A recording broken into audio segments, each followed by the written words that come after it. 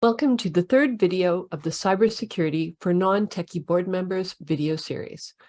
My name is Kelly, and I'm with the Community Development Unit of the Government of Alberta. The goal of this video series is to introduce the concept of cybersecurity to board members and raise their awareness about the importance of organizational data and how they can reduce risk to that data. We realize that some of you may not be board members, and that's perfectly fine. But we want you to be aware that the information, concepts, and ideas presented in this video series are from a board member perspective. It is important to note that this webinar focused primarily on the governance aspects of cybersecurity for nonprofits, because we here at the CDU are governance geeks and not information technology experts. Therefore, the information presented in this series and the related materials are not intended to constitute professional or legal advice, the rendering of professional or legal concepts, consulting, or other professional services of any kind. We simply want to share with you information that we think will be helpful as you navigate your organization through its operations. We have a toolkit with links to other helpful resources related to cybersecurity that is in the description of the video. I also want to point out that these video recordings include some jargon related to the topic, so we developed a glossary that you can refer to during the recordings. The glossary is also in the description of the video.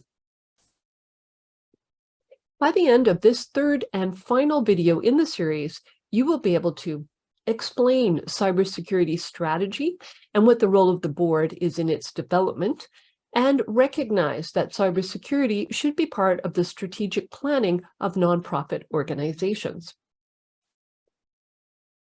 In video 2, we looked in detail at step 1 of the cyber risk oversight framework.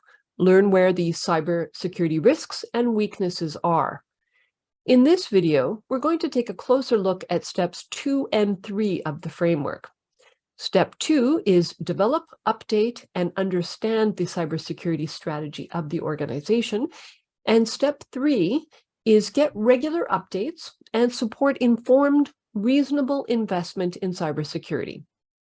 We will also look at the role of cybersecurity policy as well as cyber liability insurance. So we'll start now by taking a more detailed look at the second step, which is develop, update, and understand the cybersecurity strategy of the organization.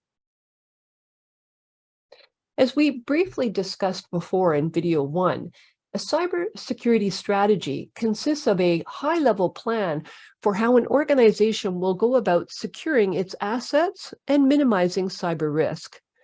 It is basically a document that outlines your organization's cybersecurity plan. It helps your organization take a proactive approach to cybersecurity rather than just reacting to each new threat. Cybersecurity strategies are broader than cybersecurity policies and are more of a blueprint for the organization to guide the board, management, and other key stakeholders as your nonprofit and business environment evolve. A cybersecurity strategy needs to be a living, breathing document adaptable to the current threat landscape and ever-evolving business environment. Cybersecurity professionals typically recommend that cybersecurity strategies be developed with a 3 to 5 year timeline, but should be updated and revisited frequently. As we said in the previous videos, the board can delegate the development or update of the cybersecurity strategy to others who have expertise in this field. To do that, the board needs to ensure that an appropriate and accountable person or committee with the right skills and qualifications is in place to create or update the strategy and its related policies for the organization. A board could simply establish a relationship with a cybersecurity professional or a service provider, for example, to help it to develop the strategy for the organization. After a cybersecurity strategy is developed and updated, and board members have a high-level understanding of it, the board must approve it. In other words, board members do not need to have a detailed technical understanding. They do, however, need to approve the strategy and stay up to date in broad terms, as well as be aware of the overall cybersecurity status of the organization. Now let's take a more detailed look at what a specific cybersecurity strategy or framework could look like. This one on the screen is just an example. All cybersecurity strategies are based on a framework, and this slide shows us one of the most popular frameworks for cybersecurity strategy. This framework has 5 steps, and we're now going to examine each step one by one. The first step in this framework is identify. The purpose of this step is for the organization to identify what resources and assets it has and the cybersecurity risks those resources or assets may face.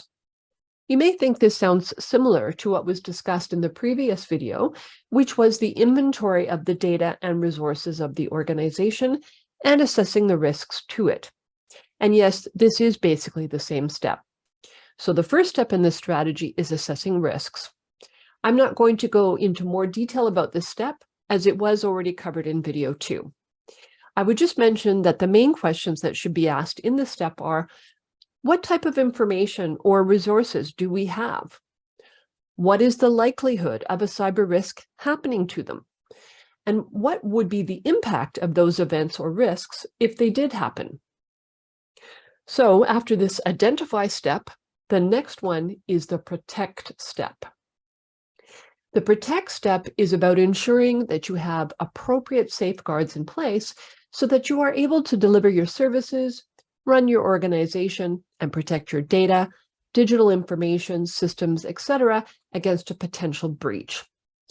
Basically, in this step of the framework, you ensure that there are plans in place to protect you against the risks that you determined or recognized in the identify step. This second step is important because it helps you limit the occurrence of potential cybersecurity issues, or at least contain their impact. One point that I want to mention here is that deciding how to protect the resources and assets depends on the nature of your organization's work and the type of data and assets you have. There is no one rule that can define how you should protect the data of the organization. Rather, it is a discussion that you need to have with cybersecurity professionals and decide how to protect against those risks. Of course, the decision you make also depends on how likely it is that a specific risk may happen and what the impact of that risk might be, if it were to happen. Here are some examples of activities that you could do to help protect the organization from cyber attacks. Limit staff access to data and information. Not everyone in the organization needs to have the same level of access to the data of the organization. For example, perhaps only the case manager needs to have access to client files. Not all staff need access to them. So it is better if you have a way to limit access to data and define various levels of access for various roles. You also need to have an antivirus program installed on all your systems and on your website to be able to protect against attacks and ensure only authorized access to your information. Install and activate firewalls on all business networks. Some of these activities might not be things that board members can do themselves, but as long as you bring someone that has proper qualifications, they can do what's necessary. Now, this last one is very important. Train your staff and volunteers in security principles. Security awareness training helps to raise awareness of cyber threats, reduce the risks associated with cyber attacks, and promotes a culture of security compliance within your organization. For example, establish basic security practices and policies for staff and volunteers, such as requiring strong passwords, and create appropriate internet use guidelines. Train them on how to identify potential cyber attacks and create rules of behavior describing how to handle and protect client or beneficiary information and other important data. Research shows that many nonprofits, especially smaller organizations, do not offer any training on safe cybersecurity practices for their boards, staff, or volunteers. If your nonprofit is not offering training on safe cybersecurity practices, perhaps this is a conversation that you might consider bringing up with your board for discussion. The next step in the cybersecurity framework is detect. The detect step includes making sure that you have appropriate processes in place so that you are able to detect a breach. This is also about regularly monitoring any suspicious activities and behaviors in the organization with the goal of detecting cybersecurity breaches as soon as possible. This layer is important because research shows that many organizations who experience cybersecurity issues do not immediately realize that they have been attacked. In fact, in many cases, it takes them a long time to detect that they have had a breach and to take steps to fix it. An example of something that can be done in the detect step is to install, use, and regularly update antivirus and anti-spyware software on every device in the organization so that they can detect malware and viruses and help you detect cyber attacks as soon as possible after they happen. The same thing also applies to your website. It is important to make sure that the firewalls on your website are updated on a regular basis so that the firewall can detect a cyber breach and inform you that there are suspicious activities or breaches on the website. I just want to point out that these are basic examples and are not an exhaustive list of the detect tools that you may need. Depending on the specific context of your organization, you will likely need other tools to help you to be able to carry out this detect function. So for your own organization, please consult with a cybersecurity professional. The next step is respond. This step includes developing and implementing appropriate activities to take action when a cybersecurity issue or incident happens. This is all about preparing for and responding to cybersecurity events. This function supports the organization's ability to contain or to at least reduce the impact of a breach. The response step is about ensuring that you have appropriate plans in place in advance on how to respond to a cybersecurity issue if it happens. This part is both about what you do internally within the organization and externally outside the organization. These are some examples of internal and external actions that the organization should take to respond to an incident. However, it is not an exhaustive list. Internal actions are the activities that you take inside the organization if there has been a breach. For example, you need to determine in advance who within the organization should be informed and what should be done in the event of a cybersecurity incident. This includes determining in advance how they will be contacted and when. External actions are those that should be taken related to people or entities outside the nonprofit. You should have guidelines for these actions as well. For example, if a cyber incident happens and you need to contact law enforcement, you need a plan for who within the organization is going to contact law enforcement. You need a plan for how and when to contact cybersecurity professionals, legal professionals, service providers, or insurance providers, etc.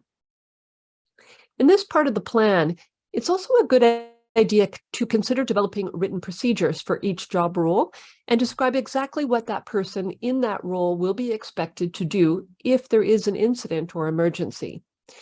There might be different scenarios, and your plan needs to have appropriate measures on what specific steps should be taken depending on what has happened. You will sometimes see recommendations to create an incident response plan as part of this respond step.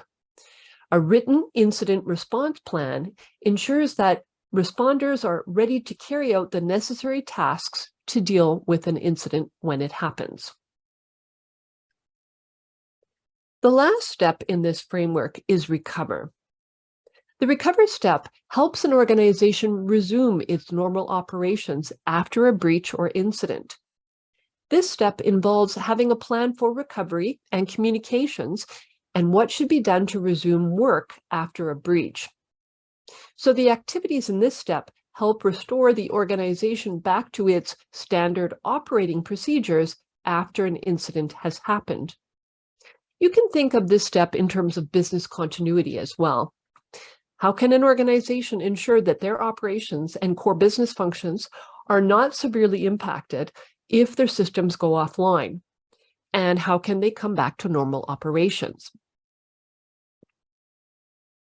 Here are some of the more common examples of what can help with the recovery step. Regularly conducting a full backup of the data on the electronic devices used in your organization. Backups will let you restore your data in case a computer breaks down, an employee makes a mistake, or a malicious program infects your system. Without data backups, you may have to recreate your business information manually after an incident or breach. Remember that if you use enterprise systems, usually they save a backup of your files every few minutes, and you can always recover them easily. But if you do not have an organization-wide enterprise system, then you need to do that yourself. So make sure you do that on a regular basis. Also, consider cybersecurity or cyber liability insurance. Organizations can buy insurance to help them recover from a cyber breach. I will talk more about cyber liability insurance later in the video.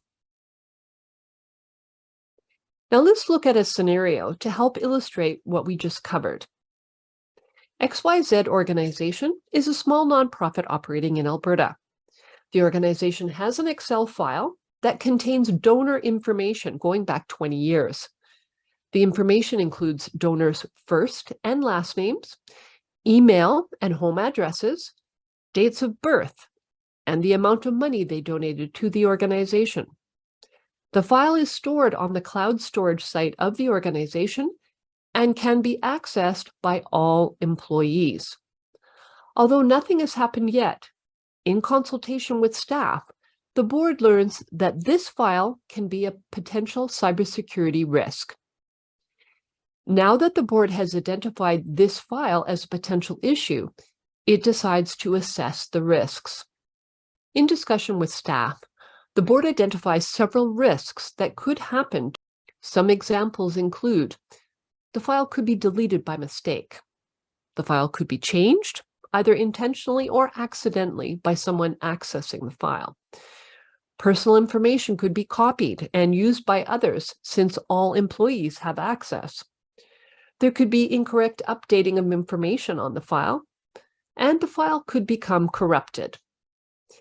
There are many other scenarios that could happen that I did not discuss, but for the purpose of this case study, I'm going to choose one simple scenario and explain how this risk could be minimized using the steps in the cybersecurity framework we just covered.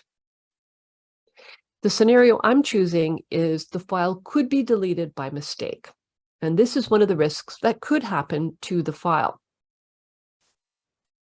Now, the board has already completed step 1 and identified this file as a potential cybersecurity risk. So now the board needs to go to the next step, which is protect. To ensure that the file does not get deleted by mistake, one way to minimize the risk is to limit access to the file. The board can move the file into a folder that is shared only with specific people that need access in order to carry out their specific roles. That way, there is less risk of the file being deleted. For example, only the staff on the fundraising team need access to this donor information file. Now to the detect step. What should be done here to be able to detect that the file has been deleted? Well, the board could set up an alert. That way, if the file is deleted, the board would receive a notification email right away. Moving on to the response step, what are the specific procedures that should be followed and by whom? One example could be that if the file is deleted, the executive director and the board should be notified of the incident. In the response step, the focus is on the specific procedures that should be followed and by whom. One example could be that if the file is deleted, the board, after receiving an alert that the file has been deleted, then notifies the executive director, who is responsible for immediately retrieving the most up-to-date backup file, investigating what happened, and taking steps to reduce the risk of a similar incident happening again. And to ensure that it can be recovered, the board can have an organizational policy that requires a backup of the file to be stored somewhere else, and that the backup file is also regularly updated. This way, the board can make sure that no matter what happens, it can always get an updated copy of the file and it does not lose the information. Now, there are several scenarios that can happen with this file, but I chose this very simple scenario to show you how using this framework can help you to be better prepared if an incident happens. Using these steps helps you be proactive in managing your risks and either avoid those risks or minimize their impact. Another thing is that this strategy can be used for many other similar files in the organization as well. As soon as you categorize your data and identify the risks to them, you may be able to use one strategy for several files or types of files. For example, you don't need to have a separate policy for each file. Instead of having a policy for each, you could create one high-level policy that requires there be a regular backup of all the major files of the organization. The important thing is that you realize that cybersecurity risks are serious and that it is important and worth the time and effort to identify them and decide what should be done to manage those risks and minimize their impacts. Before we move on to look at the role of policy in terms of cybersecurity, it's important to remember the following. Organizations cannot completely avoid all cyber risks from happening.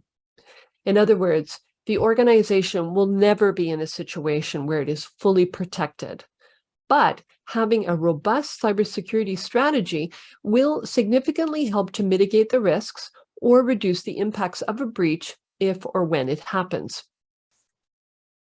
Another important point to remember is that an organization cannot develop a cybersecurity strategy and think, okay, now we're done and our nonprofit is safe forever.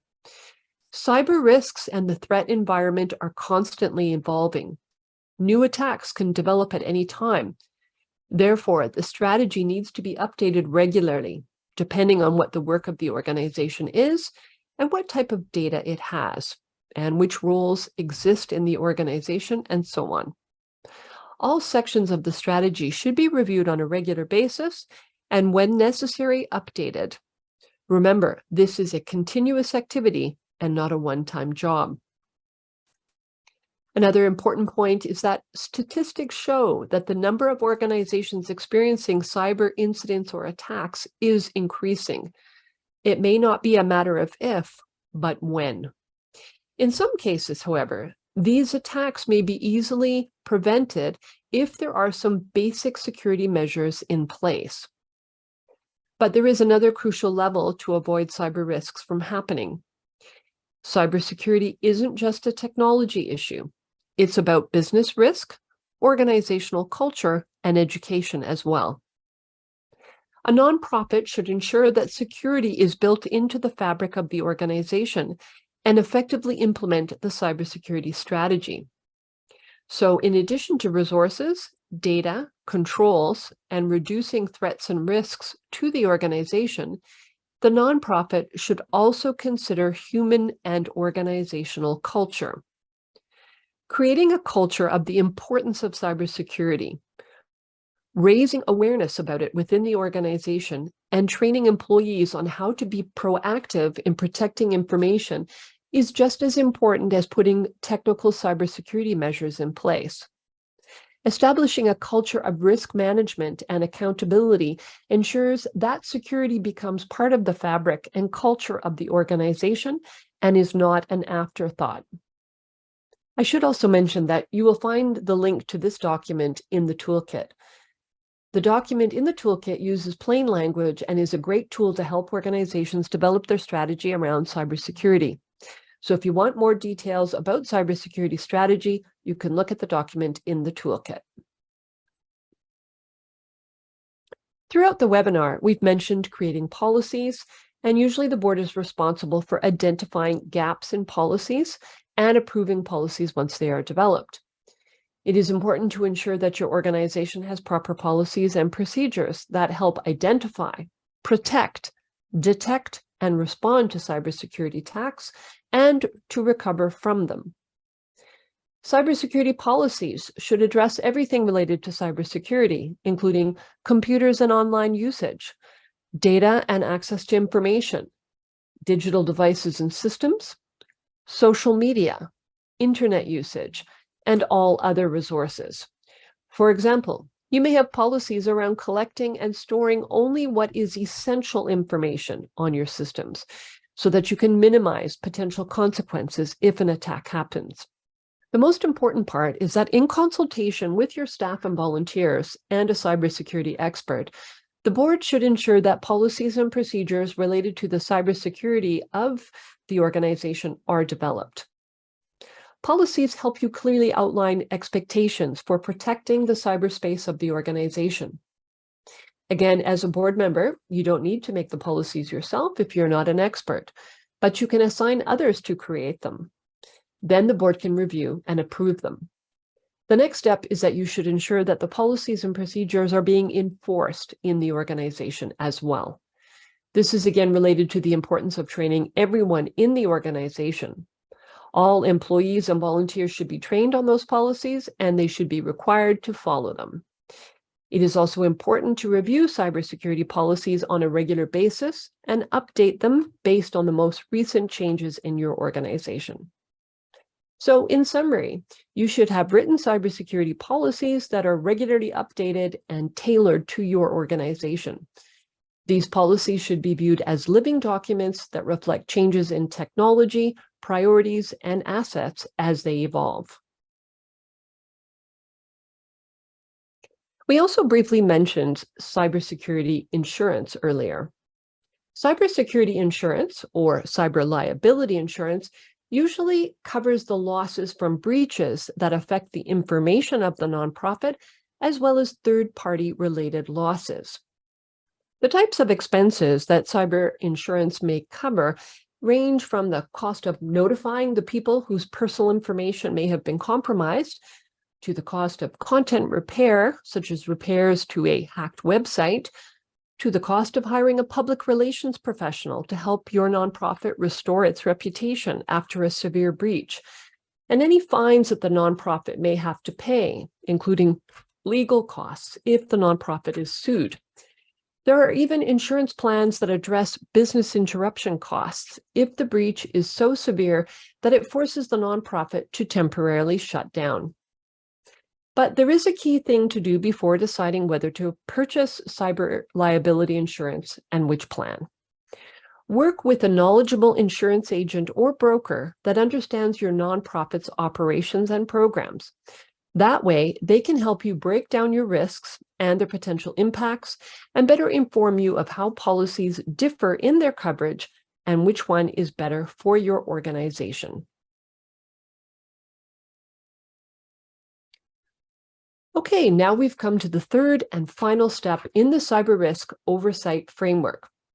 Get regular updates and support informed, reasonable investment in cybersecurity. Board members need to get regular updates on the cybersecurity status of the organization. Board members that are well informed will be better equipped to make decisions and ensure risks are minimized to the organization. So it is important that the topic of cybersecurity is included as a routine and regular item on board agendas, and board members review the reports and updates, discuss them, and decide if and how they need to make changes. Remember that cybersecurity is a journey and not a destination. It's also important for the board to consider cybersecurity when it reviews or considers new programs in the organization, especially if they involve digital information. Whenever you are reviewing or discussing new programs, make sure you consider their cybersecurity elements as well as ask how the cybersecurity status of the program can be maximized. Another important point is that cybersecurity should be part of your strategic planning. In other words, the board must allocate enough budget to cybersecurity. This means that you need to think about how much financial and human resources are needed for the cybersecurity of the organization and specific programs, including how to protect the digital data the nonprofit is collecting. Remember, this is an investment in protecting the reputation of your organization and protecting yourselves against many potential financial and legal issues. So make sure that you get regular updates on the overall cybersecurity status of your organization and ensure that you make a reasonable investment in your organization's cybersecurity. And of course, what is reasonable will depend on the specific context of your nonprofit. When you include cybersecurity considerations and costs in your strategic plan, you help everyone in your organization have a clearer understanding of the importance of cybersecurity and help build security into the fabric of the organization as well. Organizations that continue to include cybersecurity in their strategic planning are more likely to effectively avoid and manage cyber risks, and they have a much better chance of decreasing the likelihood of something bad happening to their organization. This brings us to the end of the third and final video in the Cybersecurity for Non-Techie Board Members video series. Thank you for watching. Our contact information is on the screen and is in your toolkit as well. If you're in Alberta and have a question, need further information, or would like to request our services, you can contact us by email or phone. You can also access our website to know more about our resources and services. Also, if you want to be notified of our future services and resources, you can add your email address to our subscription form and you will receive updates as they become available. The link to the subscription form is in the description of the video as well. Thank you for your attention. Take care, and always remember that our communities have so much more because of everything you do. Thank you, and bye for now.